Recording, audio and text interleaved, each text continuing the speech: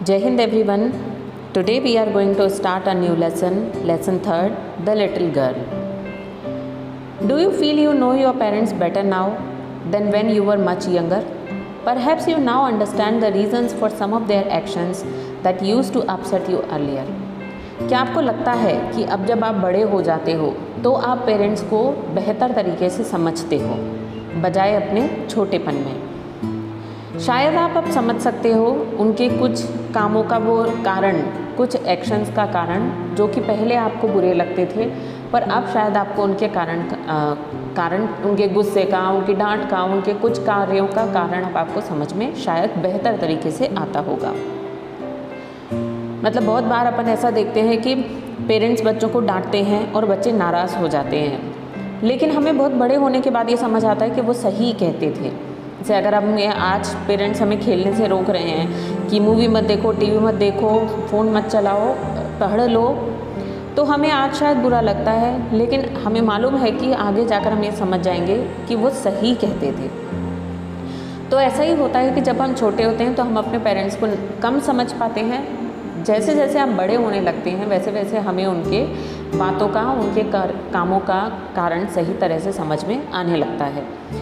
तो this story is about a little girl whose feelings for her father change from fear to understanding will probably find an echo in every home. तो ये जो कहानी है छोटी सी बच्ची की, जिसकी फीलिंग्स अपने पिता के प्रति डर से उनको समझ, अंडरस्टैंडिंग के प्रति, उनको समझने के प्रति बदल गई। मतलब पहले वो डरती थी, लेकिन वो अचानक उन्हें समझने लग गई, उन्हें सही तरीके से पहचानने लग गई। ये शायद हर घर में इको या इसी की गूंज या इसी की प्रति छाया मिलेगी। मतलब ये कहानी हर घर में शायद दोहराई जाती है।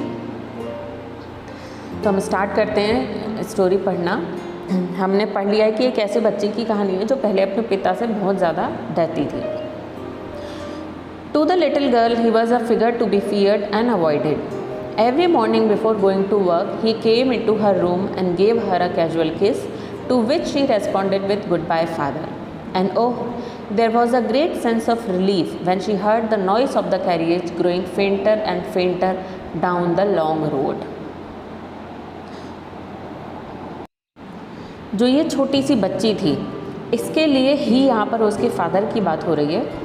तो जो ये छोटी सी बच्ची थी उसके लिए वो हमेशा से एक ऐसे फिगर थे, एक ऐसे व्यक्तित्व थे जिससे डरा जाए और जिसको अवॉइड किया जाए, यानी जिनसे बचा जाए। यानी अपने फादर से वो हमेशा ही डरती थी और बचने की कोशिश करती थी। हर सुबह बिफोर गोइंग टू वर्क, काम पर जाने से पहले, ही केम इनटू हर रूम। हर सुबह अपने काम पर जाने से पहले वो उसके कमरे में आते थे, उसे एक किस करते थे और जिसका वो जवाब, मतलब वो गुड बाय किस करते थे और वो भी जवाब देती थी कहकर गुड बाय फादर। एंड ओ, और उसके बाद एक ग्रेट सेंस ऑफ रिलीफ मतलब आराम, एक राहत की सांस वो लेती थी जब वो उनकी गाड़ी, कैरियज मतलब गाड़ी को दूर जाते हुए, फेंट मतलब मंद, धुंधला या कम, फेंटर उसका कंपैरेटिव फॉर्म है, और फेंटर एंड फेंटर मतलब कम और कम होते हुए, जब वो उसे लगता था कि गाड़ी कैसे पता लगेगा दूर गई, कि उसकी आवाज़ कम पे कम होती जाएगी तो उससे हमें पता लग जाएगा कि हाँ दूर चली गई है। तो उसे बहुत ही आराम की, राहत की सांस वो लेती थी। मतलब इतना डर था उसके पिता का कि जब वो चले जाते थे और उनकी गाड़ी भी सड़क को क्रॉस कर जाती थी तब उसे राहत मिलती थी। In the evening when he came home, she stood near the staircase and heard his loud voice in the hall. "Bring my tea into the drawing room. Hasn't the paper come yet? Mother, go and see if my paper's out there and bring me my slippers." और शाम को जब वो घर आते थे तो वो सीढ़ियों के समीप खड़े होकर उनकी हॉल में गूंजती हुई तेज़ आवाज़ सुना करते थे। मतलब जब वापस आते थे तो उनकी आवाज़ें वो खड़े होकर सुनती रहती थी। वो कहते थे, ड्राइंग रूम में चाय ले आओ, पेपर नहीं आया क्या, मदर देखो पेपर कहाँ है, और मेरी चप्पल ले आओ। तो इस तरह की उनकी आवाज़ें वो सुना करती थी। Kezia, mother would call to her, if you are a good girl you can come down and take off father's boots. Slowly the girl would slip down the stairs, more slowly still across the hall and push open the drawing room door. उसकी mother उसे आवाज़ लगाती, Kezia, उस लड़की का नाम हमें यहाँ पता चल गया कि उस बच्ची का नाम है कैजिया। तो वो उसे आवाज़ लगाती थी कि कैजिया, अच्छी बच्ची हो ना तो नीचे आ जाओ, फादर के बूट्स उतार दो, टेक ऑफ मतलब जूते उतारना। तो वो धीरे धीरे स्लिप डाउन मतलब बिल्कुल ही धीरे धीरे खिसकती हुई सीढ़ियों से नीचे उतरती। मोर slowly still across the hall, और भी कम स्पीड में वो हॉल को क्रॉस करते हुए आगे चलती और ड्राइंग रूम का दरवाज़ा पुश करके खोल करके वो अंदर जाती। मतलब इतनी रिलक्टेंट होती थी वो वहाँ जाने के लिए कि बिल्कुल स्लो मोशन में वो एकदम धीरे धीरे, जैसे कि सब स्टूडेंट्स रेस्ट रूम से वापस क्लासरूम में जाते हुए एकदम धीरे स्पीड का फॉलो करते हैं, तो ये बच्ची भी एकदम धीरे धीरे स्पीड में जाती थी। By that time he had his spectacles on and looked at her over them in a way that was terrifying to the little girl. Well, Kezia, hurry up and pull off these boots and take them outside. Have you been a good girl today? I don't know, father. By that time मतलब जब तक वो drawing room में पहुंची थी तब तक वो अपना चश्मा लगा चुके होते थे।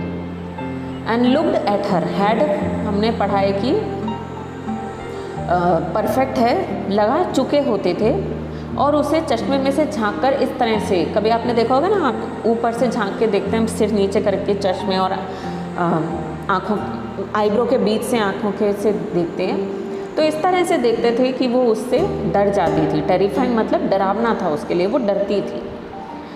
वेल कैजिया, फिर वो उसको कहते कि कैजिया जल्दी करो जल्दी करो, और इन पुल ऑफ मतलब खींचो, इन जूतों को जल्दी खींच कर उतारो और उन्हें बाहर रख दो। क्या आज तुम अच्छे बच्चे बने? तो वो हकलाते हुए डर के मारे स्टैमर करते हुए जवाब देती कि don't know father, you don't know, if you stutter like that mother will have to take you to the doctor. तो उसके फादर कहते कि डोंट नो क्या होता है? अगर तुम इस तरह से हकलाओगी, स्टटर करना मतलब तुतलाना या सॉरी हकलाना, नहीं तुतलाना नहीं, हकलाना, अगर इस तरह से हकलाते हुए बोलोगी तो तुम्हारी मदर को तुम्हें डॉक्टर के पास लेकर जाना ही पड़ेगा। She never stuttered with other people, had quite given it up, but only with father, because then she was trying so hard to say the words properly. वो दूसरे लोगों के सामने कभी नहीं हकलाती थी। Had quite given it up मतलब छोड़ देना, बिल्कुल ही उसने ये छोड़ दिया था हकलाना, लेकिन सिर्फ फादर के सामने ही वो हकलाती थी। क्यों? क्योंकि वो हर एक शब्द सही तरीके से कहने की इतनी कोशिश करती थी कि वो हकलाने लगती थी। मतलब जनरली ऐसा होता है कि हम कोई काम करते रहते हैं तो एकदम प्रॉपरली करते रहते हैं, और अचानक से हम इतने कॉशियस हो जाते हैं तो हम डर जाते हैं, गड़बड़ हो जाती है। तो वही था कि वो वैसे दूसरों के सामने नॉर्मली बात करती थी तो नहीं हकलाती थी, पर फादर के साथ क्योंकि वो इतना कोशिश करती थी कि कुछ गड़बड़ ना हो, तो वो डर के मारे हकला ही जाती थी। What's the matter? What are you looking so wretched about? Mother, I wish you taught this child not to appear on the brink of suicide. Here, Kezia, carry my teacup back to the table carefully. तो वो उससे कहते, उसे ये सब देखकर कहते कि क्या बात है? What are you looking so wretched about? किस चीज़ के बारे में इतनी दुखी दिख रही हो, कि क्या बात है, क्यों परेशान हो, क्यों हैरान हो, क्या बात है? ऐसे वो उससे पूछते। Mother, I wish you taught this child not to appear on the brink of suicide. Brink मतलब एकदम आखिरी कोना या छोर। तो मदर, काश, आई विश मतलब काश आपने इस बच्चे को सिखाया होता कि किस तरह से हमेशा सुसाइड के छोर पर ना दिखाई दे, मतलब इतनी हैरान परेशान दुखी कि लगे कि आदमी मरने वाला है, तो काश आपने इसे इतना हैरान परेशान नहीं रहना है ये सिखाया होता। लो कैशिया, मेरे टी कप को वापस से सावधानी से टेबल पर रख दो। He was so big, his hands and his neck, especially his mouth when he yawned. Thinking about him alone was like thinking about a giant. ये कैजिया के इनर फीलिंग्स बता रहे हैं कि उसे वो इतने बड़े थे, उनके हाथ इतने बड़े, उनकी गर्दन इतनी बड़ी, और स्पेशली उनका मुंह इतना बड़ा था। जब वो यौन करना मतलब उबासी लेना, पूरा मुंह खोल के यौन करते थे तो इतना बड़ा बड़ा मुंह दिखता था। उनके बारे में सोचना ही बिल्कुल ऐसा था जैसे किसी दैत्य के बारे में सोचना। ये कैजिया की इनर फीलिंग बताई गई है कि उसके अंदर ये फीलिंग थी कि वो इतना डर जाती थी उनकी ये सब बड़ा बड़ा देखकर, जैसे कि कोई दैत्य से डरता हो। ठीक है, इसके आगे अब हम नेक्स्ट वीडियो में पढ़ेंगे। Thank you.